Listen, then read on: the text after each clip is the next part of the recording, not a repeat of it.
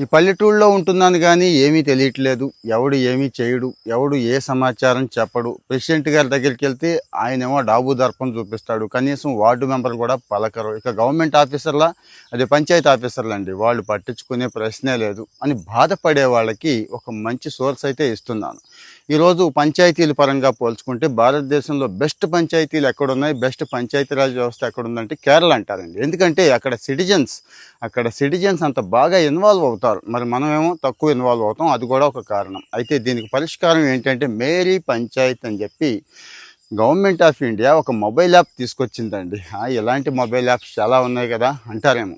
మీ ఊరికి సంబంధించి చాలా సమాచారం ఇక్కడ దొరుకుతుంది. ముఖ్యంగా అసలు డబ్బు ఎంత వచ్చింది, దేనికి ఖర్చు పెడుతున్నారు, ఎక్కడ ఖర్చు పెట్టారు, ఇంకా ఏ ఏ పనులు జరుగుతున్నాయి, ఇంకా ఎంత డబ్బు ఉంది పంచాయతీలో, అది గవర్నమెంట్ ఆఫ్ ఇండియా ఇచ్చినా కానీ, ఇక్కడ రాష్ట్ర ప్రభుత్వం ఇచ్చినా కానీ మనం కట్టే పన్నులు ఉన్నాయి చూడండి, ట్యాక్సెస్ అండ్ నాన్ ట్యాక్సెస్ అంటాం, అవి కానీ, ఇవన్నీ తెలుసుకోవాల్సిన అవసరం మనకు ఉంది, హక్కు కూడా మనకి. సో దాన్ని సులభం చేసేసింది. ఎప్పుడో 2019లోనే స్టార్ట్ చేశారు కానీ చాలా కారణాలతో ఆగిపోయింది. ఇప్పుడైతే బాగుందండి. ప్లేస్టోర్లోకి వెళ్ళి మేరీ పంచాయత్ అని చెప్పి ఒకసారి సెర్చ్ చేయండి, యాప్ వస్తుంది. యాప్ డౌన్లోడ్ చేసుకోండి. మీ జిల్లా, మీ మండలం, మీ ఊరు కొట్టండి. లేదు పిన్ కోడ్ డైరెక్ట్ కొట్టినా పర్వాలేదు. అక్కడ అన్ని డీటెయిల్స్ ఉంటాయండి. మీ సర్పంచ్ ఎవరు, ఉప సర్పంచ్ ఎవరు, వార్డు మెంబర్లు, వాళ్ళ డీటెయిల్స్, ఇక పంచాయతీ అధికారులు, వాళ్ళ డీటెయిల్స్. వీటితో ఏం చేసుకుంటాం అంటారేమో. మీరు చాలాసార్లు కంప్లైంట్ చేస్తుంటారు కదా, డ్రైన్ తీయట్లేదు, వీధి లైట్ ఎలగట్లేదు, ఇంకా చాలా ఉంటాయి మీకు, రోడ్స్ దగ్గర నుంచి ఇవన్నీ కూడా.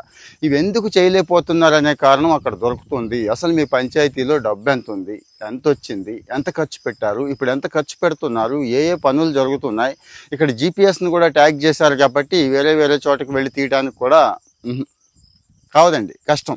సో ఊళ్ళో జరుగుతున్న పనులు మాత్రమే, ఆ ఫోటోలు మాత్రమే చూపించాల్సిన అవసరం ఉంటుంది. అంటే మొత్తం జమ ఖర్చులు లెక్కలన్నీ కూడా ఇక్కడ ఉంటాయండి. ఈ మధ్య కూడా మాకు చాలా అప్లికేషన్స్ వస్తూ ఉంటాయండి. ఆ పంచాయతీలో అలా దోచేస్తున్నారు, ఇలా దోచేస్తున్నారు, అలా దొబ్బేశారు, ఇలాంటివి చాలా కంప్లైంట్లు వస్తూ ఉంటాయి. అంటే సిటిజన్స్తో ఆ రకమైన అవేర్నెస్ మంచిదే, కానీ మరి ప్రతిసారి కూడా రైట్ టు ఇన్ఫర్మేషన్ ఇంకో చోటకు వెళ్ళినా చాలా వెయిట్ చేయాలి. ఆ బాధలు వేరే ఉన్నాయి కదా. సో డైరెక్ట్గా ఇక్కడికి వెళ్ళి తెలుసుకోవచ్చు.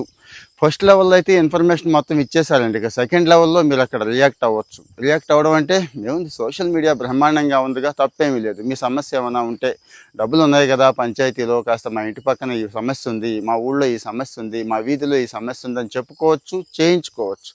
ఎప్పుడైనా అడగందే అమ్మైనా పెట్టదంటారు కదండి. ఎప్పుడైనా మనం అడిగితేనే అన్నీ చేస్తారు. ఇన్ఫర్మేషన్ ఉపయోగపడుతోంది అనుకుంటే షేర్ చేస్తూ కామెంట్ చేయండి. మీ ఒపీనియన్ని కామెంట్లో పెట్టడం మర్చిపోవద్దు.